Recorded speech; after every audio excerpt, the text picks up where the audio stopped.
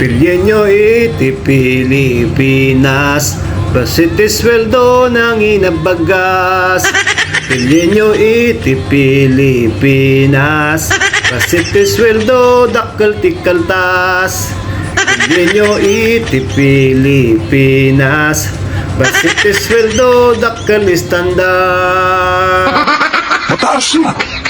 Di ba ang daming hinihinging requirements? Pinahanapan ng experience. First time na mag-apply, hanapan ng experience. Tapos may mga height requirements pa yan. Di ba, with pleasing personality. Paano naman kami nitong mga... Bakit pa kapag nagtatrabaho, pagandahan, kasiksihan, pagwapuhan? Hindi naman siguro ganun eh. Only in the Philippines. Diba? Pag magpaprocess ka ngayon ng mga requirements mo para makakuha ka ng valid ID, pagpunta mo, anong nangyayari? Mga opisina, hahanapan ka ng valid ID. Wala ng ID kasi walang valid ID, tapos hahanapan ng valid ID. O ito pa, pag na-hire, magkano sahod? Ang liit.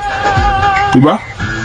Pag nag-overtime ka, yung iba dyan, thank you lang. Diba? Thank you. Overtime, thank you. Pero pag na-late ka, ano, kaltas? Ito pa mas malupit. Pag nakita nilang magaling ka, ha?